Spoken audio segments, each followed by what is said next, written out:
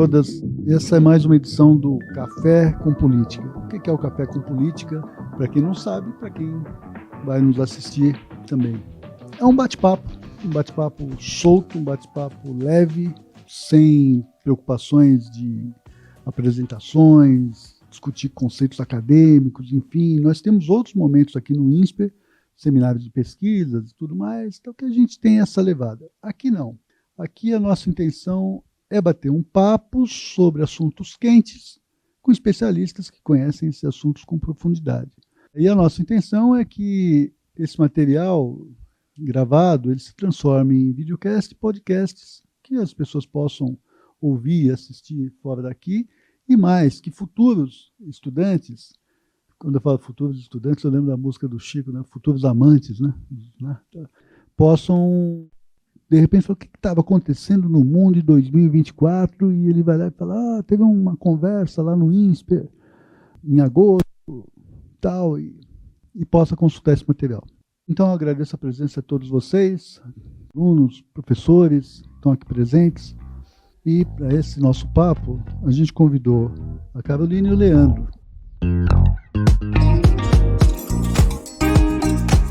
A Carolina Pavese, ela é PhD em Relações Internacionais pela London School of Economics. A Carolina também é especialista em governança global e mercado europeu, professora e consultora, é titular da cátedra Jean Monnet e atua no MBA de Negócios Internacionais da FIA. Publica frequentemente sobre comércio, sustentabilidade e gênero. O Leandro é da casa. O Leandro é um amigo querido há muito tempo. Você está aqui há quanto tempo, Leandro? 13 anos. Eu lembro quando o Leandro chegou. Sempre foi bonitinho, assim. Trabalhou comigo, foi professor auxiliar, então tenho um carinho muito grande pelo Leandro. O Leandro é professor do INSPER, ele é doutor em ciência política pela USP, tem experiência em educação política, enfim, várias instituições, passou por uma série de ONGs, de departamentos de partidos políticos ao longo desse tempo todo, leciona em várias instituições e está aqui em alguns cursos, está aqui na graduação e está também no nosso PAGP, né, já há algum tempo, dando colaborações muito importantes. Foi superintendente executivo da Fundação Mário Covas também. Quando eu falo Fundação Mário Covas, eu me lembro com saudade do tipo de político que já tivemos nesse país. Vamos dar aqui uma largada, eu vou introduzir o assunto muito amplamente, e aí a Carolina primeiro, depois o Leandro desenvolve. Eu vou pedir para que vocês falem uns 10 minutos cada um, para que a gente estabeleça aqui um diálogo e depois fica aberto para todos que quiserem participar.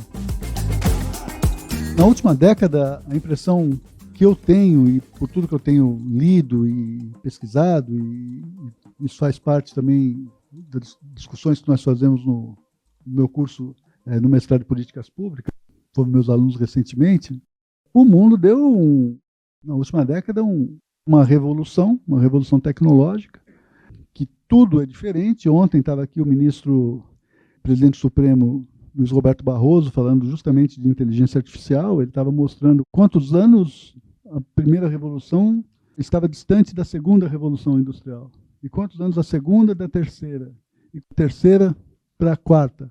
E como é imprevisível tudo que virá pela frente quando você pensa em inteligência artificial. Se há um grande potencial de transformação, coisas muito bacanas, há um risco muito grande também. Mas a gente não vai discutir inteligência artificial, a gente vai discutir um mundo que vem se transformando profundamente, né? Um mundo em que eu, Roberto Dumas, o Gino, nascemos, né? Um mundo analógico, né? Um mundo em que a lógica era mecânica, depois ela virou eletrônica, hoje ela é digital, e várias pessoas que foram nossos contemporâneos, crianças, juntos conosco, foram massacradas por esse processo. Nós nos adaptamos, mas muita gente não se adaptou. Profissões desapareceram. Então, a gente está olhando para um mundo em que o velho está morrendo e o novo ainda não nasceu, para lembrar da frase do Gramsci. Há um interregno, como disse o Gramsci, como voltou a dizer recentemente o Sérgio Abranches. Esse interregno é uma coisa muito complicada. A gente pode chegar num momento muito bacana da humanidade, etc. Pode. Como eu sou um pessimista juramentado, não sei. Mas pode. Mas até lá, nós tivemos muitos problemas. nós vimos na última década o surgimento de autocracias. Por que essas autocracias? A revolução tecnológica veio, atropelou o mundo do trabalho, jogou as pessoas nas ruas e o Estado não deu resposta. E quem tem pago por esse problema todo é a democracia. Nós vimos guerras se estabelecendo aí na Rússia, no Oriente Médio, aqui mesmo, os nossos vizinhos venezuelanos, um clima de muita tensão. Então, é uma situação complicada. Eu quero crer, para dar uma nota de otimismo no final, que me parece que a gente está passando por um processo muito parecido com o que houve entre o século XIX e o século XX. Também foi uma mudança de modelo de desenvolvimento, uma mudança produtiva muito profunda, e muita gente também ficou desabrigada. Isso levou à Primeira Guerra Mundial. E entre a Primeira Guerra e a Segunda Guerra Mundial, o que houve foi que os setores democráticos não conseguiram se juntar, se dividiram, na verdade, brigaram entre si, e isso deu espaço para que o fascismo e o nazismo florescessem, e o resto da história do século XX nós conhecemos. A minha nota de otimismo é que, no último mês, algumas coisas interessantes ocorreram.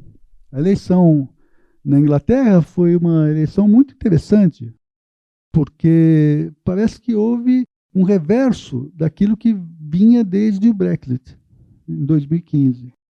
Na França, parecia também que haveria um determinado quadro, e entre o primeiro e o segundo turno, houve ali consciência de estabelecer alianças, são alianças precárias, é claro, mas aquele quadro mais pessimista acabou não acontecendo. Nada está resolvido, mas o quadro mais pessimista não ocorreu. E me parece interessante também o que está acontecendo nos Estados Unidos hoje. Até 2 meses, você olhava para os dados, sobretudo dos chamados swing states, e o Trump estava lá na frente, né, longe do Biden. Com a saída do Biden e a assunção da Kamala Harris, esses números estão se invertendo. Aliás, só para fazer uma última nota mesmo, belíssimo discurso do Biden ontem na convenção do Partido Democrata, e a frase que me marcou mais bonita, foi o seguinte: eu entrei muito jovem na política para ser senador e estou saindo velho o bastante para continuar sendo presidente. Ou seja, foi uma vida dedicada à política. Enfim, são esses os nossos temas, era essa a introdução que eu tinha a fazer. E eu vou te perguntar, Carol, como é que resolve isso? Não, não é essa a pergunta, fica tranquila. Porque vocês fazem isso comigo, né? Não é como resolve, mas, Carol, eu estou vendo um outro mundo, eu estou vendo o mesmo mundo que você. Que mundo que você está vendo? Primeiro, boa noite. Eu queria agradecer enormemente o convite do INSPER e na figura do Carlos e do Leandro para estar aqui com vocês hoje discutindo problemas. Quando eu voltei da Inglaterra, né, eu morei um tempo lá, quando eu voltei em 2014, eu fui para PUC Minas, abri o curso de RI em Poços de Caldas, e, na época, já na Inglaterra, havia algumas questões que incitavam já o que vinha a ser o Brexit, né? Então, a gente tinha acabado de passar por uma reeleição do David Cameron, que, como promessa de campanha para poder ter os votos dos mais à direita e dos eurocéticos, ele prometeu que, se ele ganhasse, ele convocaria um referendo. Então, foi nesse clima que eu saí. E, em 2016, em 26 de junho, houve o referendo do Brexit. E eu fui convidada pela USP para vir aqui fazer um debate com eles no dia 27 sobre o resultado do referendo. Todas as pesquisas apontavam para uma vitória do ficar, né? E foi nesse clima que eu preparei minha intervenção, que estava todo mundo pensando o nosso debate sobre o que a gente iria refletir, que impacto teve esse referendo no Reino Unido, na União Europeia, o que isso era sintomático de processos em curso. E aí eu saí, estava num Vale Night, né, aproveitei, saí para jantar com um colega antes, fui tomar uns vinhos e tal, e quando eu cheguei em casa, no dia anterior, eu olhei na internet e o Nigel Farage, que era o líder do UKIP, e que hoje é do Reform, que é um partido de extrema-direita na França, muito próximo do Trump. Quando o Trump ganhou, em 2016, ele foi a primeira pessoa do Reino Unido a visitar o Trump. O Nigel Farage estava fazendo um discurso na madrugada, reconhecendo a derrota, mas falando que, mesmo assim, tinha sido muito simbólico e tudo mais. E foi assim que eu fui dormir. Quando eu acordei, para ir para a USP. Esse meu amigo me ligou e falou, cara, você viu o que aconteceu? Eu falei, como assim o que aconteceu? O Brexit ganhou. Eu falei, como ganhou? Farage acabou de reconhecer a derrota 3 horas atrás, deu uma reviravolta nas últimas contagens dos votos e o Brexit ganhou. Falei, cara, não é possível. Fiquei chocada e falei, que maravilha! Aí ele falou, nossa, como assim que maravilha? Você achou legal? Eu falei assim, cara, que fantástico. Agora a gente vai ter uma discussão muito boa. Porque cientista político é isso, a gente adora barraco. Né? Tem que ter desgraça para a gente poder comentar e discutir. Então, assim, aquele cenário ideal que politicamente, né, ideologicamente considero melhor, do ponto de vista intelectual, é muito melhor quando tem problema. Né? Então, acho que esse seu pessimismo não é só um pessimismo, mas está enraizado nessa característica questionadora e um pouco blogueirinha. Eu confesso, né? Que eu gosto dele um pouquinho. Viu? Um pouco blogueirinha de ser cientista político. Então, a gente não vê solução, a gente vê mais problema. Essa é a nossa função. Vocês querem soluções, aí tem que falar com coach, né? Que está cheio por aí, inclusive. Esses têm soluções ótimas e nem precisam estudar para isso. De qualquer forma, quando a gente estava coordenando essa intervenção, o Leandro e o Carlos me mandaram alguns questionamentos, e aí o Carlos falou, eu vou começar perguntando se está muito pior 10 anos do que 10 anos atrás. E aí eu fui, olha, bom, vamos abrir a janela, então, e olhar um pouco o que tem lá fora, porque acho que uma das coisas também que me atrai para estudar relações internacionais e política internacional é que eu fico menos deprimida. Quando a gente estuda política doméstica, a gente fica deprimido o tempo inteiro. Né? Então, quando é problema dos outros, é mais fácil também abstrair e falar, são os europeus e tal, deixa lá. Né? E aí eu fui mapear um pouco, assim, deixa eu pensar um pouco no que está acontecendo. E aí queria perguntar para vocês, o que vocês, abrindo a janela do mundo, o que vocês destacariam de eventos e fenômenos nas relações internacionais de 2024? Vamos lá. Mulheres, por favor, né, me ajudem aqui. Vocês sabem que tem pesquisas que apontam que quando se faz esse tipo de intervenção, os primeiros a levantarem a mão e falarem são sempre os homens. E isso vai contribuindo para a gente ficar apagada.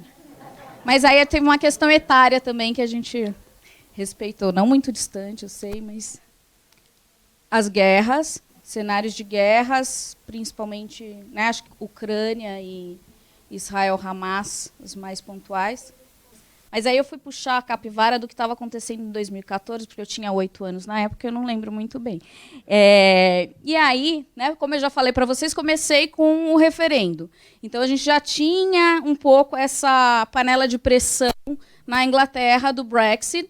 E, nesse ano, olha como a história é inglória. Né?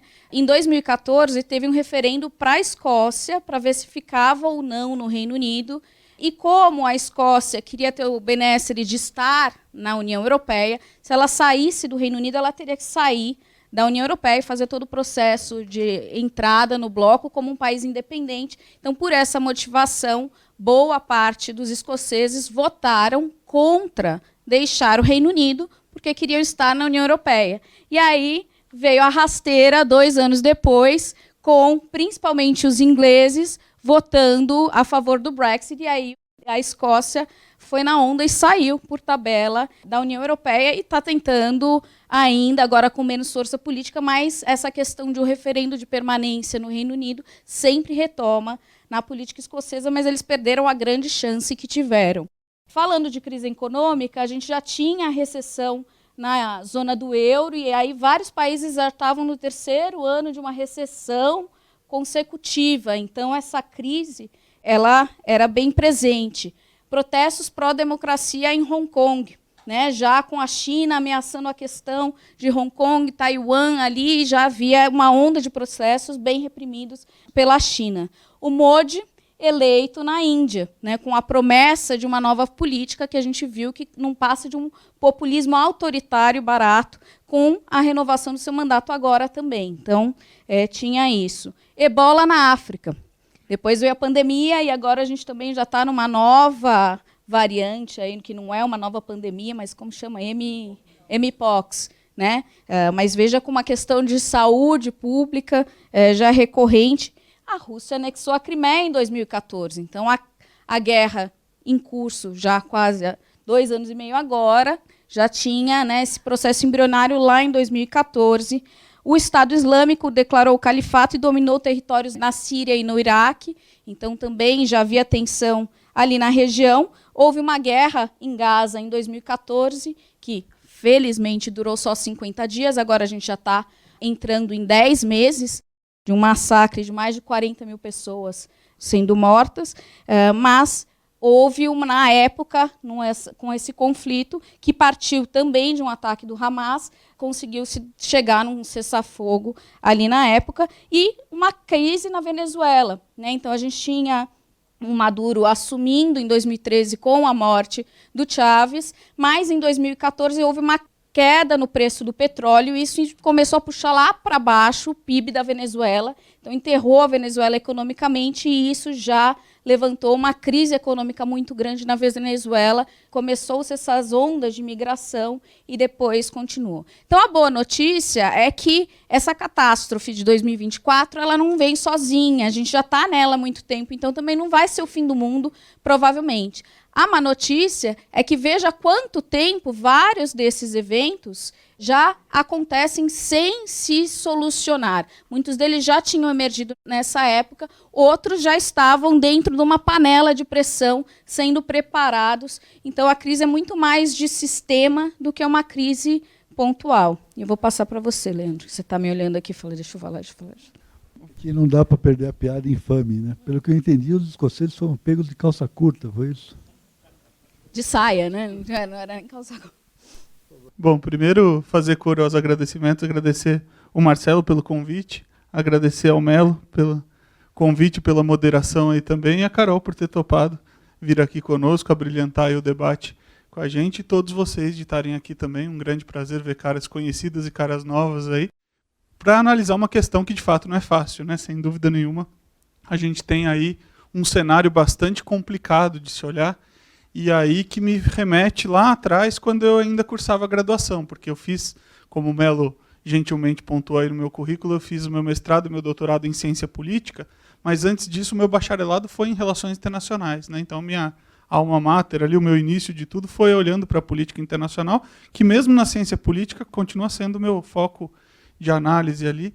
E olhar para tudo isso é muito difícil para a gente conseguir organizar, né, as coisas, porque muita coisa, aí a Carol acabou de recorrer aí, puxar a capivara, como ela bem falou aí, de tantas coisas que vem acontecendo, que a gente precisa um pouco de organização aí. Eu gosto muito de trazer comigo aquilo que eu aprendi na época que eu cursava ali Relações Internacionais, que são as teorias de Relações Internacionais. RI é um campo ainda mais novo, né, um filhote mais novo aí da ciência política, e, portanto, ainda não chegou a certos paradigmas, vamos dizer assim, únicos. Assim. Ainda tem uma multiplicidade de análises muito grande aí que a gente pode conseguir olhar para diversas óticas, para diversas formas de entender esses fenômenos. E aí os que mais sempre estão, né, as teorias que estão sempre no mainstream aí são basicamente 3, embora haja outras aí emergentes e interessantes também. A primeira delas é o que a gente chama de realismo, né? Que nada mais é do que a ideia de olhar esse cenário internacional pela ótica do poder, pela ótica da política da força, né? De entender que todos esses fenômenos, ou parte desses fenômenos, se explicam a partir da mudança de poder ou de hegemonia que a gente tem encontrado nos últimos tempos. Então a gente está vivendo um momento onde há uma nítida tentativa de desafiar o que foi o hegemon nos últimos tempos, o que foi a potência hegemônica dos últimos tempos, que todos sabemos, os Estados Unidos da América, aí conquistando esse poder, sobretudo ali no início do século XX, né, no bojo aí das guerras mundiais, e sobretudo pós o colapso da União Soviética, aí, no final da Guerra Fria. E aí a gente tem hoje uma contestação a esse poder, porque pós-Guerra Fria a gente teve quase que algo muito difícil de acontecer nas relações internacionais, que é uma ordem quase que unipolar, ali, né, durante os anos 90, início dos 2000, e isso está sendo fortemente contestado hoje por 2 principais atores, não só eles, mas a China no flanco econômico, aí, Roberto, que é especialista em várias coisas, mas sobretudo fala muito sobre China, não nos deixa mentir com relação a isso, mas também a Rússia, aí, com uma dose um pouco de vingança ali do fim da Guerra Fria, aí, tentando desafiar aí, do ponto de vista da política de poder, tentando de alguma forma recuperar esse espaço perdido aí na geopolítica mundial.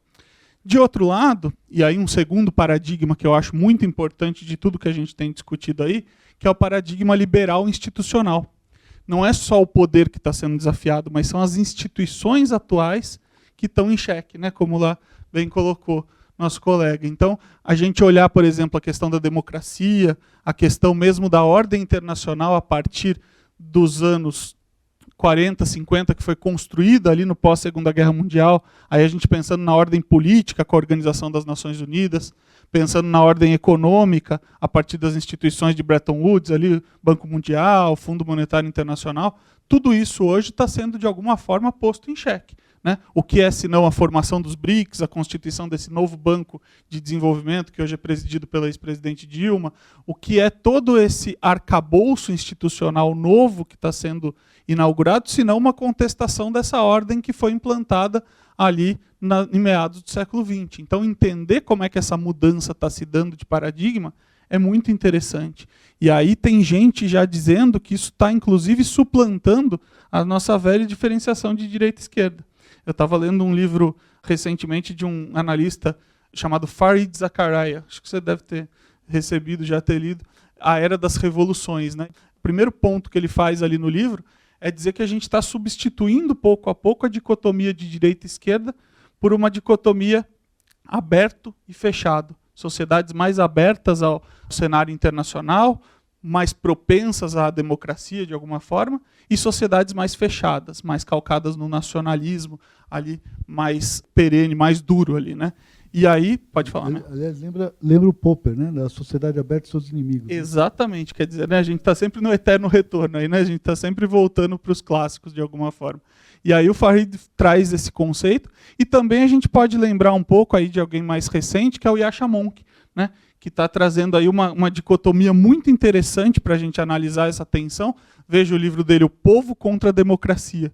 Quer dizer, parece uma contradição ali, né? Para quem foi educado como nós na tradição da democracia, ser o poder do povo ali, como é que o povo se volta contra a democracia? Ele coloca um argumento muito persuasivo, né? Ele diz, olha, a gente viveu um momento ali nos anos 90 onde democracia e liberalismo, né, tinham de alguma forma feito um casamento, o pessoal decretava até o fim da história, o Fukuyama falava do fim da história nesses dois paradigmas, e aí de repente esses caras estão se divorciando agora. Se divorciando porque de um lado o liberalismo alcançou a ideia de que era possível chegar a um rol de direitos sem você precisar do componente democrático, e eu explico como se fazia isso. Por exemplo, nós aí iluminados, aí, ou burocratas de determinados órgãos supranacionais, União Europeia, diziam que havia uma tendência importante a certos direitos que prescindiam da consulta à população. Ora, a gente sabe do valor que é não ter pena de morte. Eu não preciso consultar a população para isso. Agora, vai consultar para você ver se dá a mesma coisa ou não. Né? E aí, automaticamente, esse empoderamento desse lado liberal e do lado antidemocrático gerou uma reação.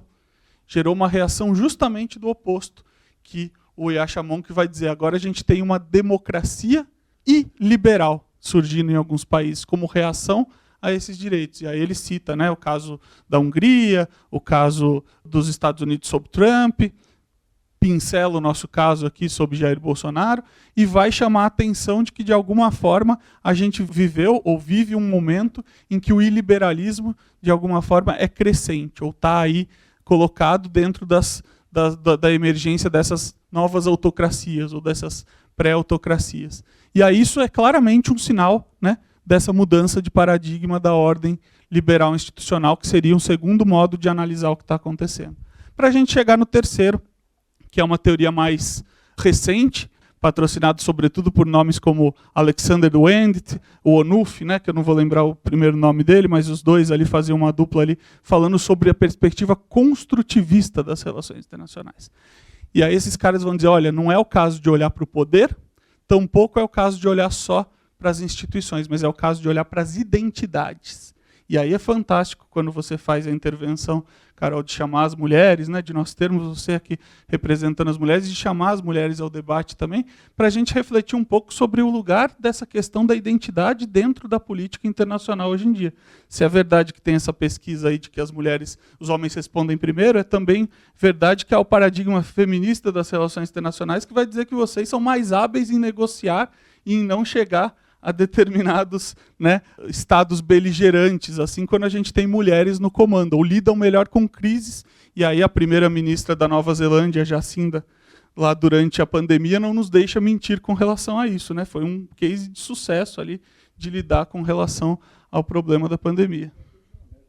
Própria Angela Merkel, com certeza. Então, quer dizer, a gente tem aí lideranças, e para lembrar também de que, além do discurso do Biden, o discurso da Hillary foi muito bom ontem também, né? E que hoje nós temos aí a possibilidade de eleger a primeira mulher negra presidente dos Estados Unidos, aí, que hoje está ali com uma liderança muito significativa perante o que a gente estava vendo da ordem passada, ali pelo menos quando o Biden estava frequentando as pesquisas. Então, para dizer que a identidade tem um papel fundamental, mas também é verdade que a gente tem que entender que esse papel não entra de maneira suave. Há contestações com relação a isso, há questões que precisam ser colocadas, o quanto que a gente está convivendo com essa identidade de maneira tranquila, ou quanto que a gente também não pesa a mão em determinadas coisas, a gente tem que recorrigir algumas coisas. Há contestações importantes, não sobre a legitimidade de discutir a identidade e da necessidade disso, mas se é a maneira como nós estamos fazendo isso hoje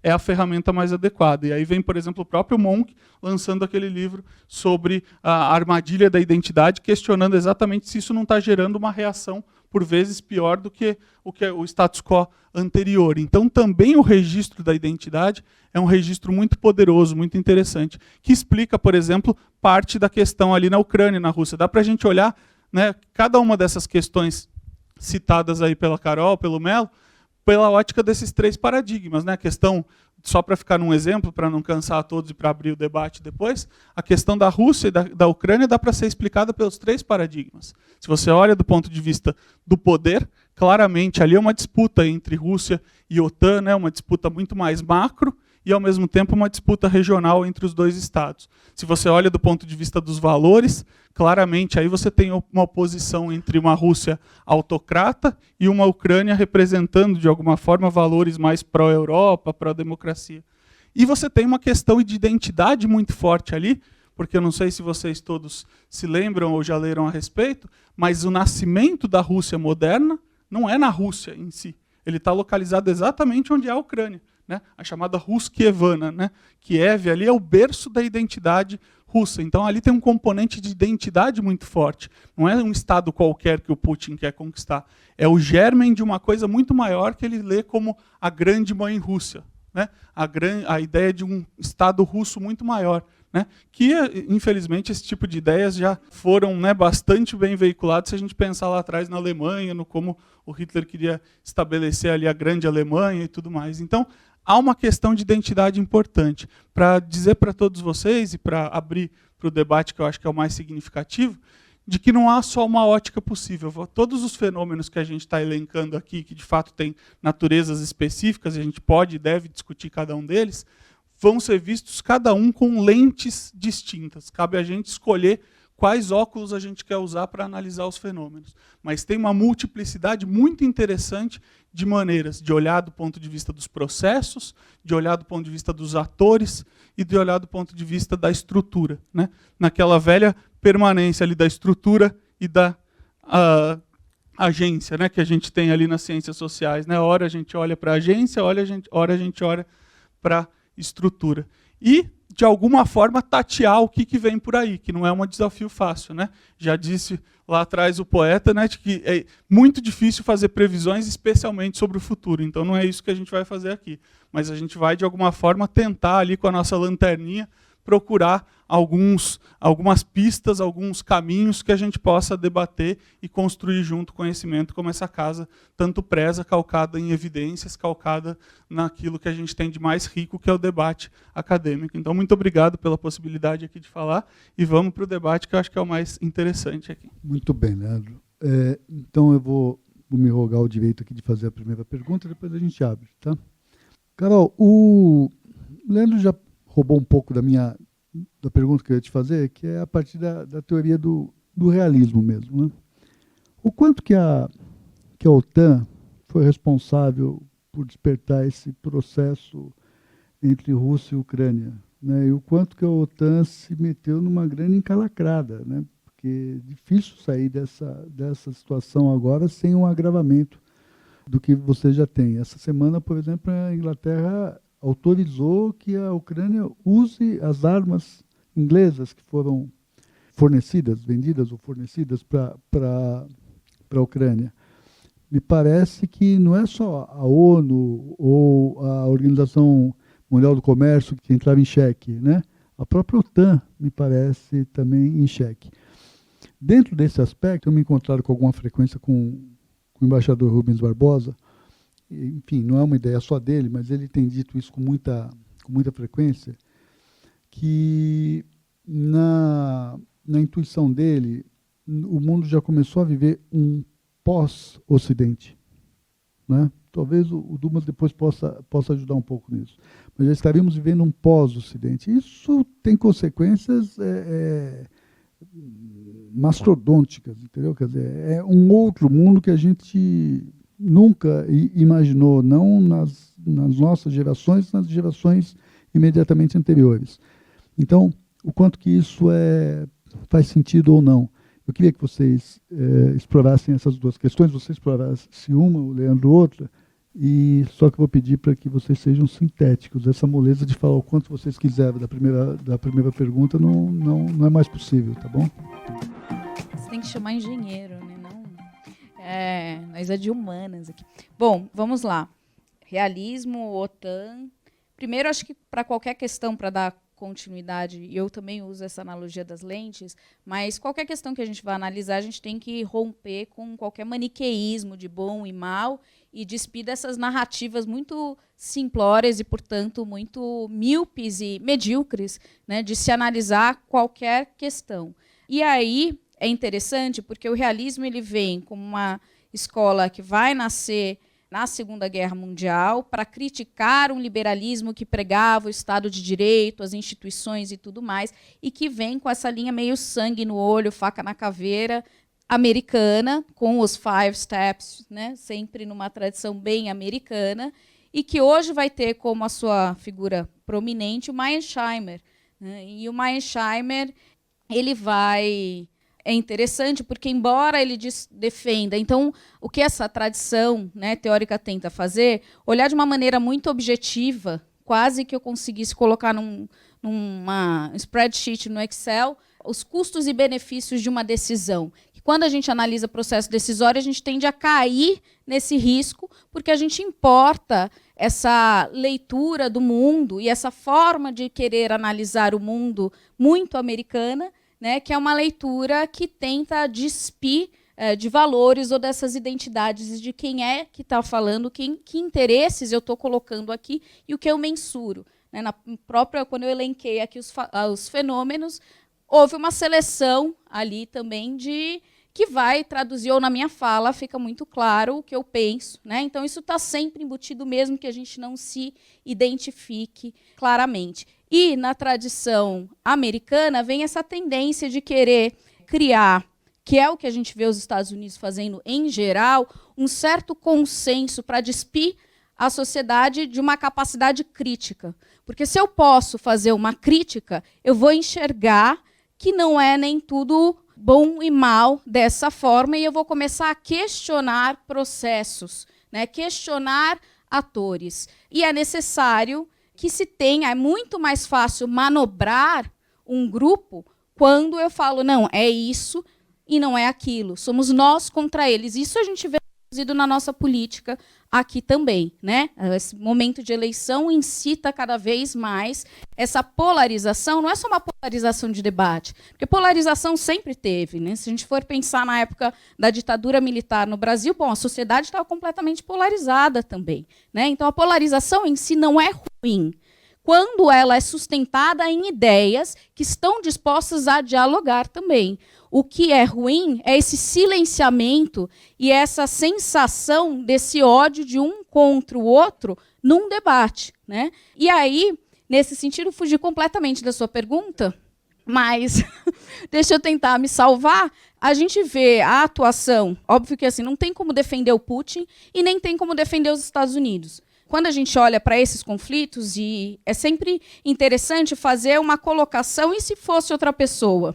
Será que eu justificaria? Então, nesse caso, quando estourou a Ucrânia, e se fosse a Rússia enchendo de base militar a fronteira mexicana e a fronteira canadense com os Estados Unidos, colocando armas e fazendo ensaios navais ali no mar quase americano. Será que os Estados Unidos falariam, invocariam o Estado de Direito, invocariam a soberania da Rússia de fazer o que quisesse, ou do México e do Canadá de fazer aliança com quem quisesse? Provavelmente viria uma retaliação muito forte. Até porque os Estados Unidos se metem e retaliam muito fortemente em conflitos que nunca vão respingar neles, né? Então, nesse caso da Rússia, houve uma série de provocações muito nítidas dos Estados Unidos e de seus aliados da OTAN contra a Rússia, um pouco nessa disputa de poder, de tentar cada vez mais eliminar o inimigo, né, e silenciar o outro. Então, a gente consegue, dentro dessa lógica de poder, explicar por que a Rússia insiste em atacar e também por que a OTAN está ali presente, né? E aí, nesse sentido, a gente traz a OTAN como uma organização que vai ser criada num pós-Segunda Guerra para justificar uma permanência dos Estados Unidos militar em território europeu. Sugiro para vocês, depois desse papo, mas entrarem na internet, joga no Google e coloca bases militares dos Estados Unidos no mundo. É um negócio surreal a quantidade de base militar que tem em todos os lugares. Até né? Cuba, né?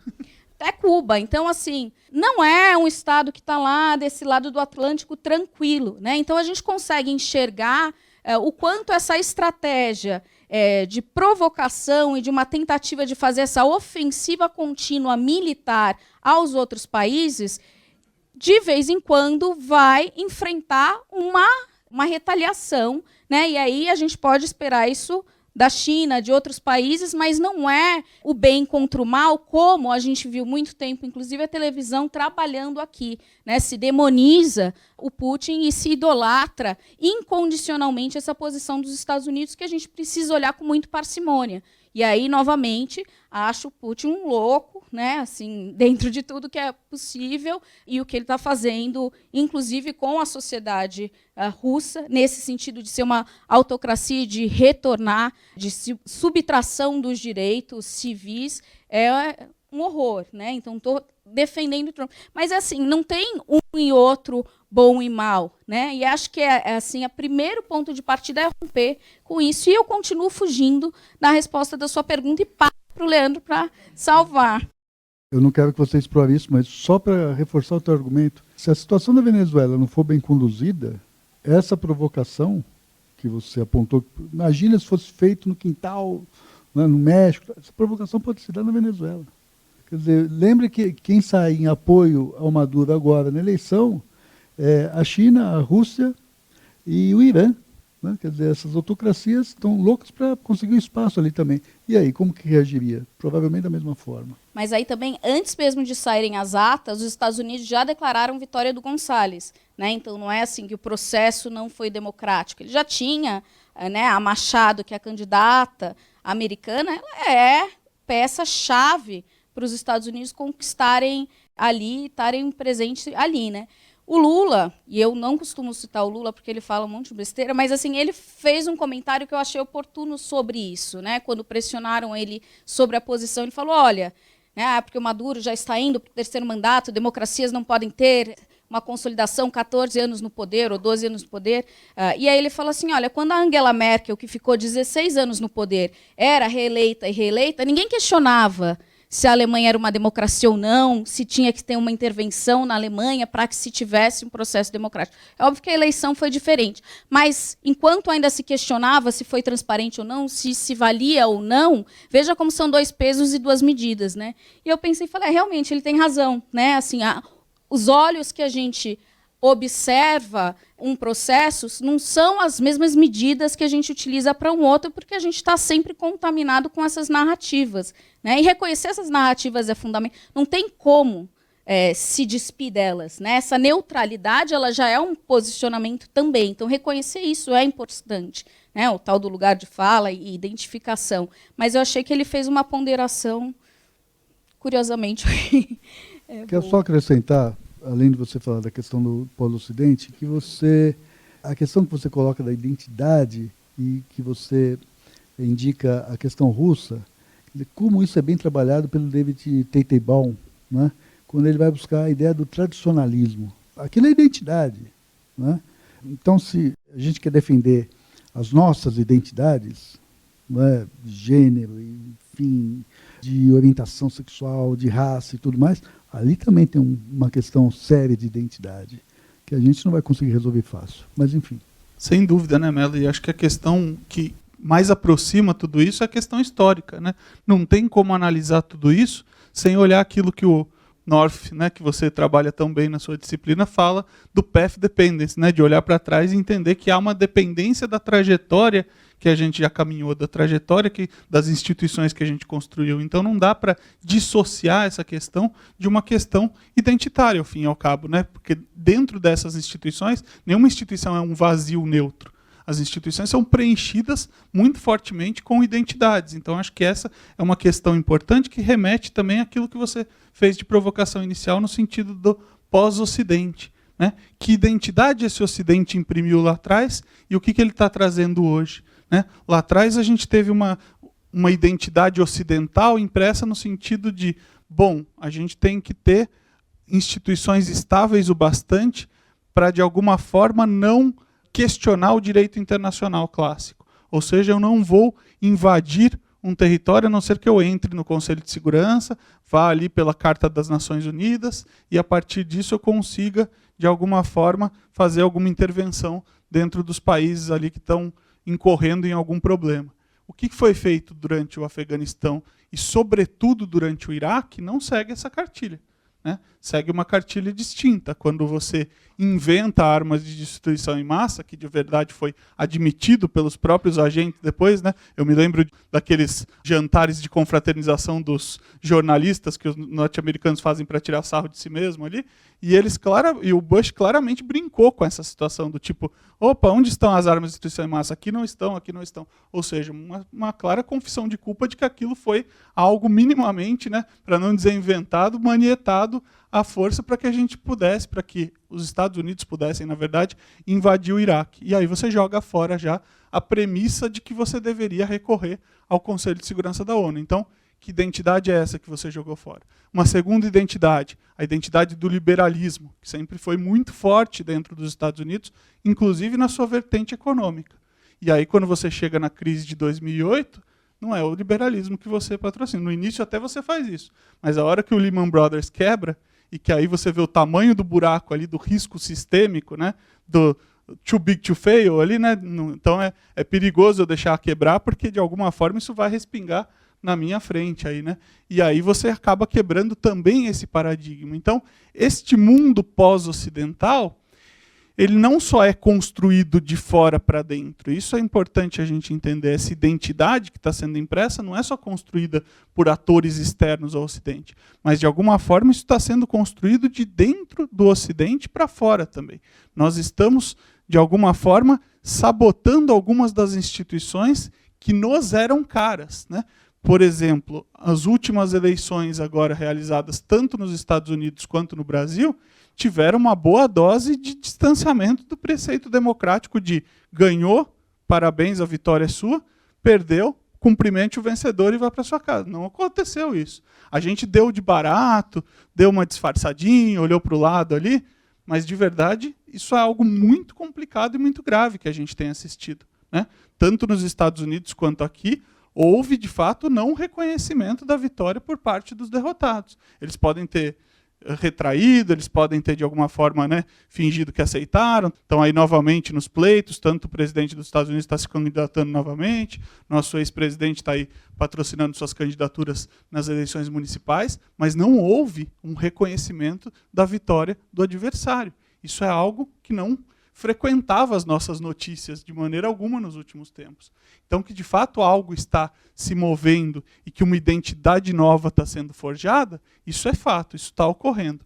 para onde isso vai, ou que características essa nova ordem vai adquirir, eu acho que nós estamos no olho do furacão, né? Como você bem citou o Gramsci ali, né? O velho ainda não morreu e o novo ainda não nasceu. Então, quer dizer, a gente está exatamente nesse processo de metamorfose entre ambos. Não vai ser fácil parir essa nova ordem, né? Todo parto, né? Como bem sabem as mulheres, né? É dolorido, né? Ele é bonito, é um momento bonito, mas é um momento dolorido também. E, portanto, a gente ainda está no olho desse furacão e a gente ainda tem que, de alguma forma, olhar para esse momento com parcimônia. Não dá para fazer juízos muito pesados de antemão. E aí eu acho que o conselho da Carol é especial, assim, no sentido de cuidado com o maniqueísmo, né? O Melo é uma das coisas que o Melo mais me ensinou desde o começo, quando eu estou aqui, né? De não olhar tudo no preto e no branco, né? De que tem uma grande zona cinzenta. Você olhava no azul e no amarelo, né, Léo? Exatamente. Daí dá para misturar e dar o verde do meu Palmeiras, né?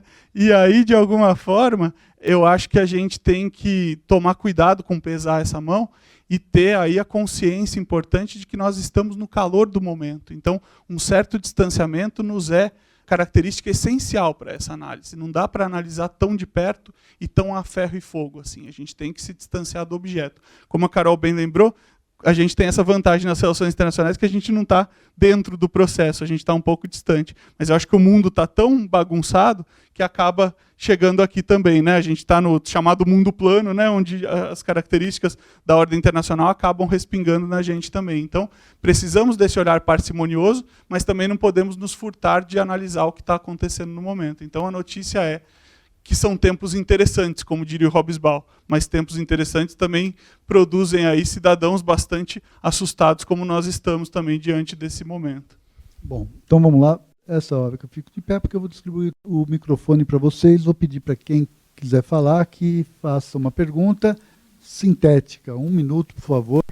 Nós vamos fazer 3 perguntas de uma vez e vocês vão responder em 5 minutos, viu, dona Carol? Tá bom? Viu, Leandro? Conta a história do Churchill, Melo, que eu acho que é legal para você ilustrar por que você exige para a gente. Uma vez convidaram ele, ministro, o senhor dá uma palestra na minha instituição? Sim, se você me der 2 horas, eu estou pronto. Se você me der 10 minutos apenas, eu preciso de 2 dias. Né? Boa noite, gente. Sou João Estevão, sou formado em Relações Internacionais pela UNB. Enfim, para tentar ser sintético, quando a senhora foi pincelar sobre o ano de 2024 e os eventos, os fenômenos, a gente passou pela América Latina, pela Europa, os Estados Unidos, passou ali pela Índia, pela China, e não necessariamente sobre o continente africano, né? E aí, enfim, é um ator, é um personagem dentro desse war todo, e teve eventos relevantes, né? Como, enfim, a dinâmica da França com ex-colônias, etc., que se estremeceu durante esse ano, com esse paternalismo francês que ainda permanece, essa coisa estranha, pensando no continente africano mesmo. E falando de pós-ocidentalismo, onde é que ele está? Quando é que o continente africano vai ter peso, de fato, nas dinâmicas, etc., vão estar aqui nos debates como esse? Porque existem eventos, as coisas estão acontecendo, está tudo acontecendo, tudo mudando, e isso está estático, o continente africano está estático, o que é que vai acontecer? A gente projeta alguma coisa, enfim. Olá, eu sou o Daniel, eu sou doutorando em História das Relações Internacionais. E eu queria perguntar sobre, eu insisti em falar dos Estados Unidos, infelizmente, porque eu acho que é chave nessa questão. Eu queria perguntar, porque a gente consegue passar do realismo, de explicar os conflitos pelo realismo de uma facilidade, mas dentro de uma tentativa de uma abordagem construtivista, eu queria perguntar como que essa cisão completa dos ideários dos Estados Unidos também, aos próximos passos, interfere nesses conflitos, porque eu acho que desde o Reaganismo a gente tem uma cisão completa nas suas abordagens internacionais. Os Estados Unidos sempre teve diferenças entre democratas e republicanos, mas nunca foram tão antagônicos em suas aproximações internacionais. Por mais que hoje a gente olhe e fale, Kamala Harris e Donald Trump, que todo mundo tende a olhar e falar que interessante seria se a Kamala Harris ganhasse, mas o que isso significa para esses conflitos também, porque o ideário democrata tem um peso que também é muito importante sobre todos os conflitos, e o ideário republicano tem um peso de tomar uma atitude talvez diferente sobre eles. E como que a gente navega nesse universo, assumindo que estaríamos de observadores e não de participantes? Todos nós fomos formados no paradigma democrático, embora as sociedades onde nós crescimos, seja no Brasil, seja no meu caso do Peru, nunca foram democráticas, né? A questão é a seguinte: quantos anos tem a civilização humana o Homo sapiens? Sei lá, 20 mil anos? Quanto tempo viveu em regimes democráticos? Qual é o percentual da história da humanidade, como nós a conhecemos, que as sociedades se organizaram em termos democráticos, né? Esse é o único paradigma que nós conhecemos, que fomos formados nele, certo? Mas se pensarmos na história da humanidade, certo? A democracia é mais a exceção do que a regra. E adicionando um ponto que a Carolina mencionou, quando falava de 2014, acho que tem um evento, e obviamente meu viés é de economista. Em 2014, já ficava claro, na América, de que pela primeira vez, os filhos não iriam estar melhor do que os pais. As gerações entrantes não iam desfrutar da prosperidade que os seus pais tiveram. Isso está associado, já foi mencionado aqui, a América é uma democracia desde o início, mais ou menos, certo? Estamos falando de 250 anos. Mas ela vira uma potência não por causa da democracia. Ela vira uma potência no século XX, depois que todos os seus potenciais concorrentes foram dizimados pelas guerras. E por que o mundo todo abraça, né, esse paradigma democrático liberal? Porque tinha prosperidade. Porque nos Estados Unidos víamos prosperidade. Então, o que legitimou a Pax Americana, ao meu ver, era que ele estava dando frutos. A sociedade estava feliz disso. E todos nós queríamos imitar isso. Mas, como vocês já mencionaram, e eu estou adicionando aqui, né, mais recentemente, e essa é a raiz do surgimento de personagens como Trump, as pessoas nos Estados Unidos viram que eles estavam ficando para trás. E então, se estou ficando para trás, por que eu vou defender a democracia se ela não está me entregando nada? Então, minha pergunta, só para concluir, o Carlos já vai tomar o microfone de mim, por que nos importamos tanto com a democracia? E estou sendo provocador, tá? Não é que eu seja contra a democracia. Por que nos importamos tanto com a democracia se ela começou ontem na história da humanidade? Carol. Bom, as perguntas foram tão ecléticas quanto a minha fala, né? Então eu mereço. Obrigada, gente. Vamos lá, vou começar aqui, João. A África, né, se fala o continente esquecido, e eu acho que denota a nossa grande ignorância sobre quando a gente estuda, ou esse eurocentrismo das relações internacionais, onde essas lentes todas são muito europeias e nem europeias, né, anglo-saxônicas, porque a tradição é Reino Unido e Estados Unidos. A gente nem sabe o que se produz na Espanha, o que se produz na França, né, até por uma questão linguística. Então, a nossa leitura é muito míope das relações internacionais. Partilhando do realismo do Carlos, eu sou muito cética com relação a onde estamos, se estamos numa rota de progresso, né? Embora a Viva para isso. Eu tenho uma filha de 9 anos e ela é feminista. Ela briga na escola, os meninos xingam ela, o quarto dela é todo, né? Teve uma certa influência, assim. Mas fico muito orgulhosa dela ser assim, porque com 9 anos eu não era. Então ela briga e ela fala às mulheres, ela encrencou com a professora e agora quer falar com o diretor. Ela falou, eu fico pedindo reunião todo dia e ele não me atende, mas eu pedi até o fim, porque as mulheres não podem desistir, elas têm que insistir no que é certo para elas. Eu falei, vai lá, Gabi. A Gabi vai tomar na cabeça, assim, inevitavelmente, porque ela é uma mulher e o mundo é machista. E a história das mulheres e a história do feminismo ensina que a gente precisa ter muita paciência e entender que os processos históricos são muito mais longos do que a nossa vida. Né? E isso é muito difícil de aceitar, principalmente quando a gente é jovem, ou principalmente, eu não posso falar para a Gabi ainda, porque ela tem 9 anos, mas ela vai precisar entender isso, né, que os progressos eles são muito lentos para eles serem significativos. E a segunda coisa que a história ensina é que a gente vê uma série de retrocessos. E aí, pensando também na questão das mulheres, pensar a questão do Roe versus Wade, né, a questão do aborto que apareceu ontem na Convenção dos Democratas. O quanto se teve de retrocesso nos direitos reprodutivos das mulheres nos Estados Unidos. Né? E aí a gente pensa, bom, 79 Roe versus Wade, 45 anos.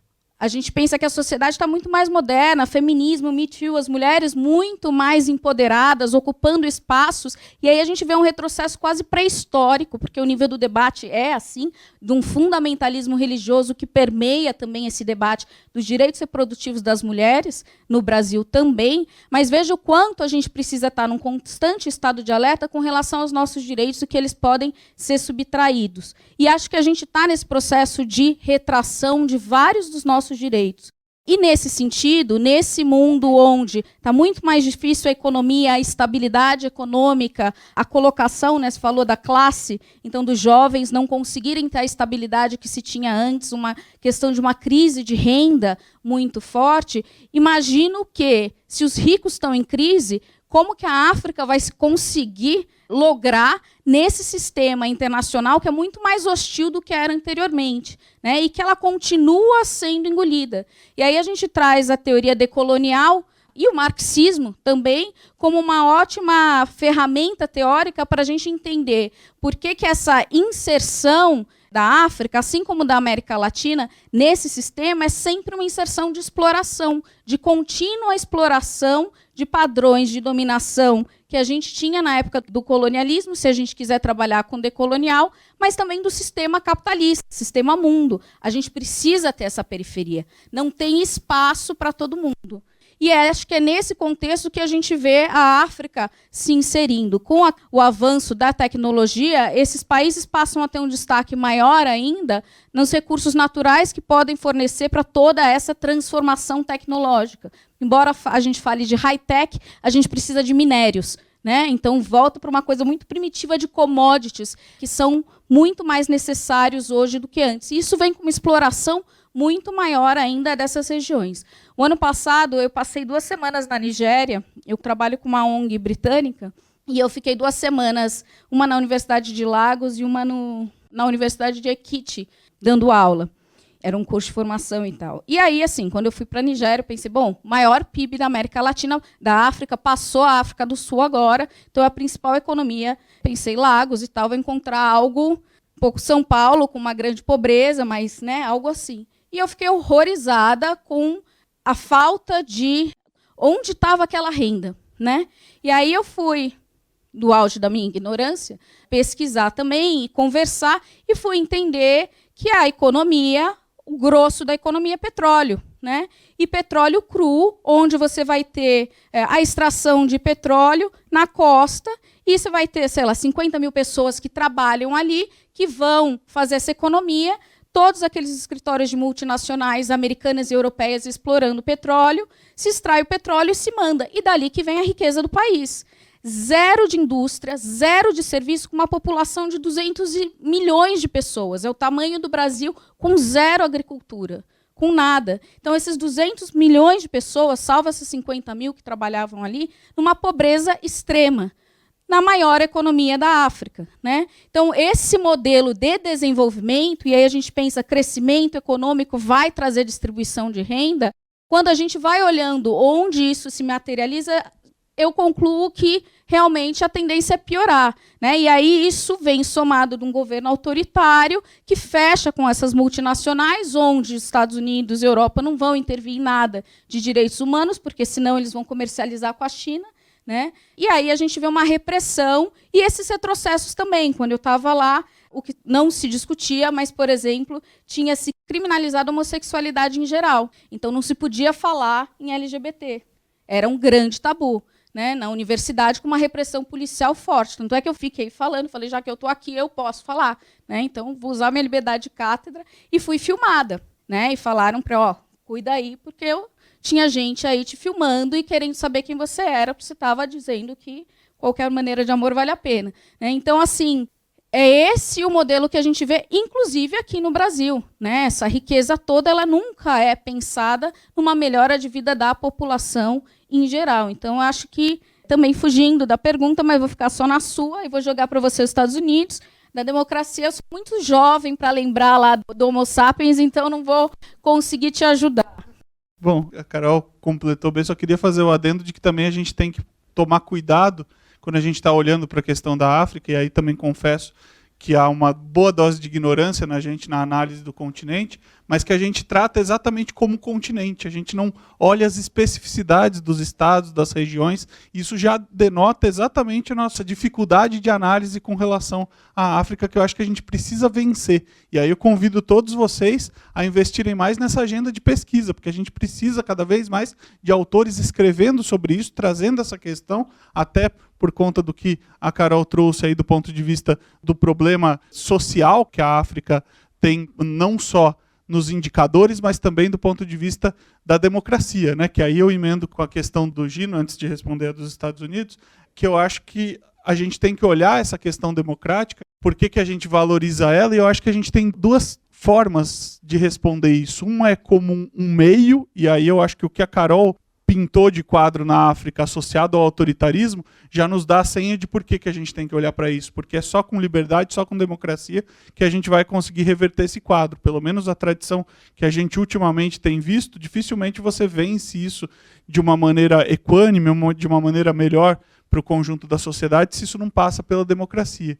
E, por outro lado, a gente olhar isso como um fim também, porque democracia não é uma mera forma de governo, né? Para nós precisa ser um valor, né? Precisa ser uma maneira de valorizar o pluralismo que é tão caro a, por exemplo, o exercício da nossa atividade docente, né? Não dá para imaginar uma universidade, um centro universitário, uma faculdade como essa aqui, calcada no dogmatismo. Eu acho que, de novo, só a democracia vai dar as bases para isso. E aí, já partindo para a tua pergunta, de que, apesar da gente tomar os Estados Unidos como uma democracia mais longeva, a maior democracia do mundo, a gente sabe que isso é um branding muito bem feito ali, né?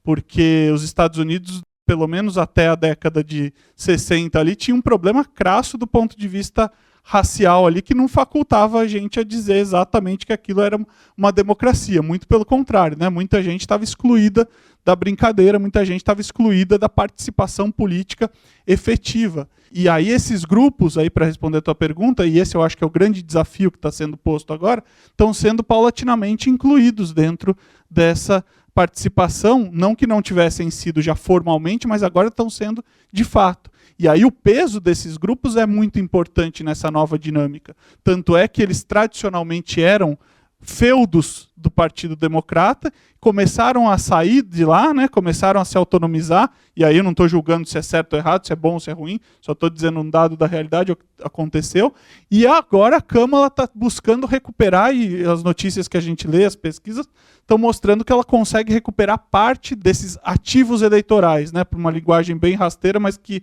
do ponto de vista das eleições, é o que está colocado aí. Agora, ainda falta enfrentar algumas questões, porque não sei se todos conhecem ali como funciona os Estados Unidos, mas ali a gente não vai ver uma eleição em novembro. Nós vamos ver 50 eleições diferentes, porque cada um dos estados, até por conta do federalismo que lá se instala, tem processos eleitorais completamente distintos, do ponto de vista de registro de eleitores, do ponto de vista de participação.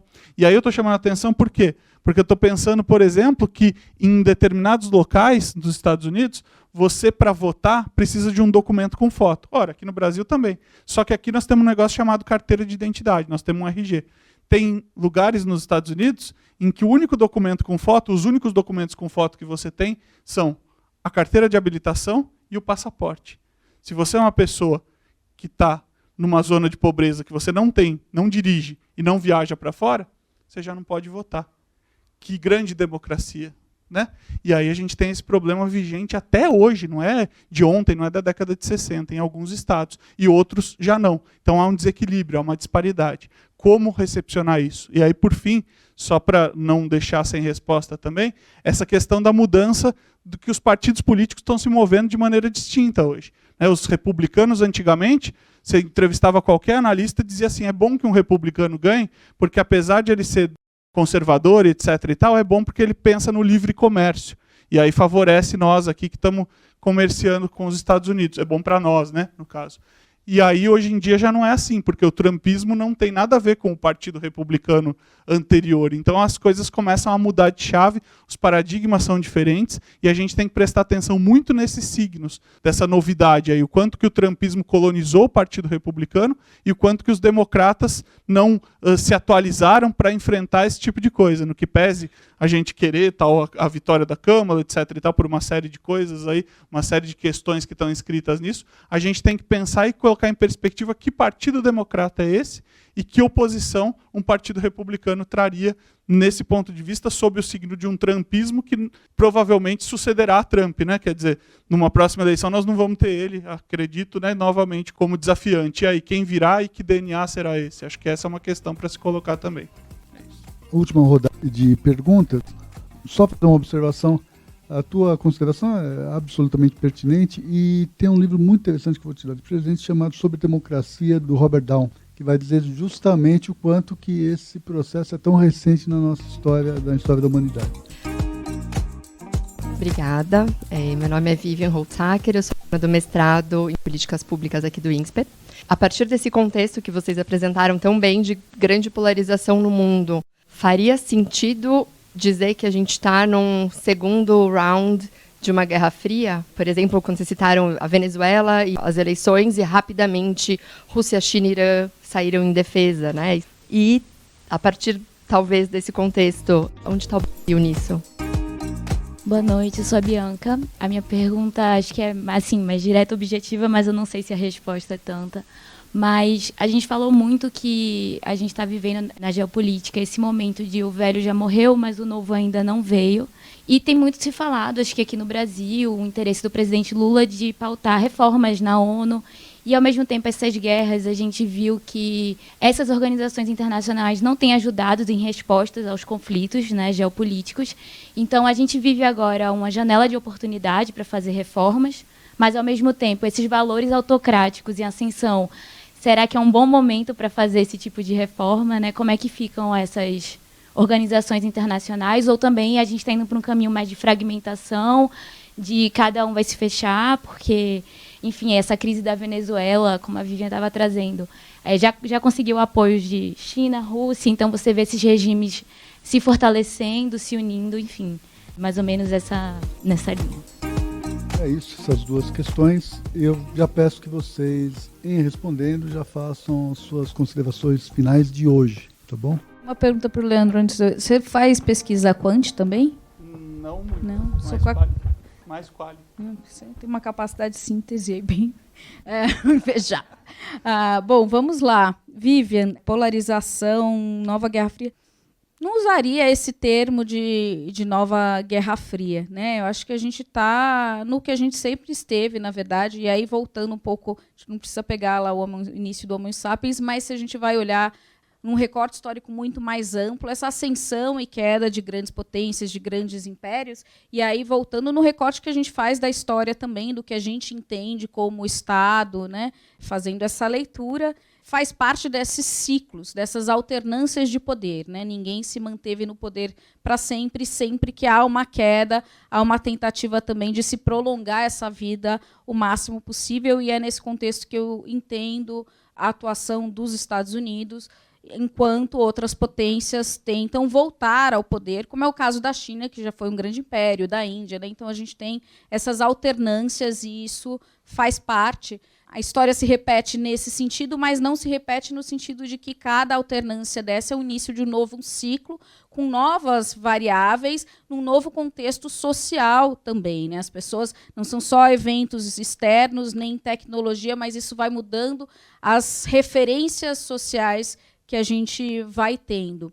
Nesse quesito, acho que o Brasil tenta agora retomar um certo protagonismo que ficou perdido, e com essa, né, presidência do G20, a COP o ano que vem, então há uma série de eventos importantes dentro dessa agenda multilateral que nos dão um protagonismo, um espaço de protagonismo muito grande, desde que isso não se mantenha só numa questão de mero exercício de retórica.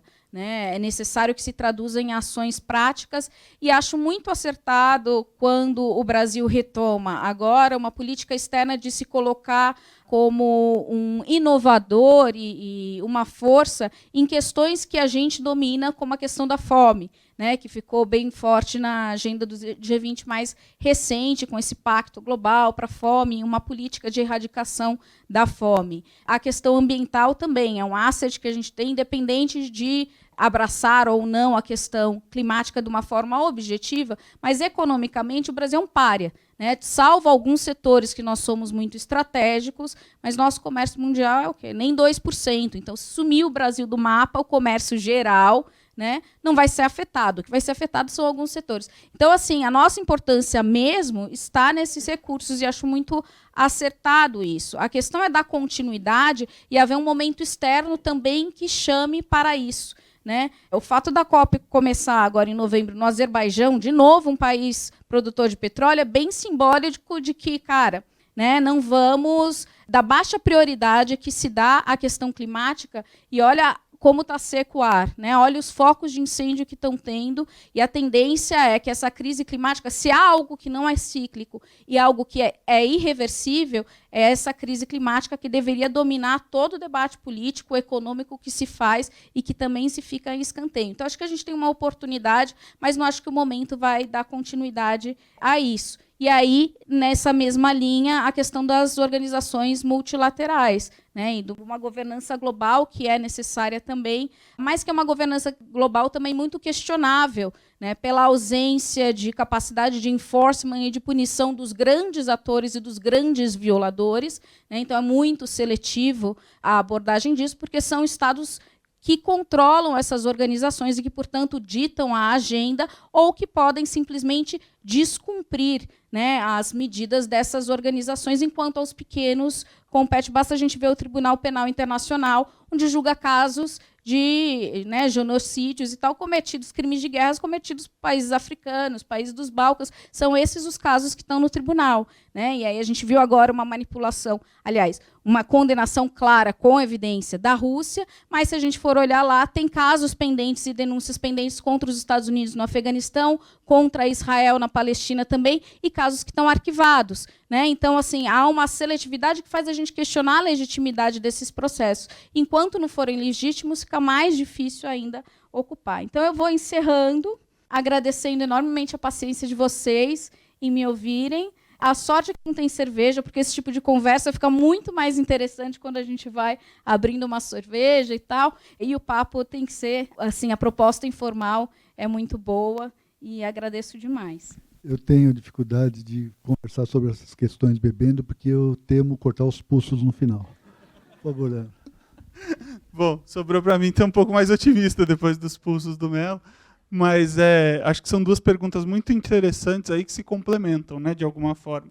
Primeiro, eu acho, tendo a concordar com a Carol no sentido de que, de fato, não dá para reeditar a Guerra Fria, né? É um outro momento, é um outro mundo que a gente está vivendo hoje, mas há, sem dúvida nenhuma, a característica de que há um desafio de uma superpotência e, de outro lado, de um bloco com uma superpotência clara, no caso a China. Eu acho que essa é a similitude dessa nova Guerra Fria que alguns chamam, mas eu acho que não dá para dizer que é a mesma coisa, pelo sentido de que os blocos e a ideologia já não são tão claros como era no passado, né? Ali você tinha uma representação nítida de uma alternativa ao liberalismo econômico, a um conjunto de ideários ali que o Ocidente representava. Hoje você vê, por vezes, uma certa apropriação em alguma medida, né? A China, por exemplo, hoje não é a China clássica comunista que alguns pintam, né? Tem muito do capitalismo na China ali, sobretudo pós-Deng Xiaoping. Ali você tem algumas medidas que, de alguma forma, emprestaram, né? Enfim, do Ocidente, ou emprestaram,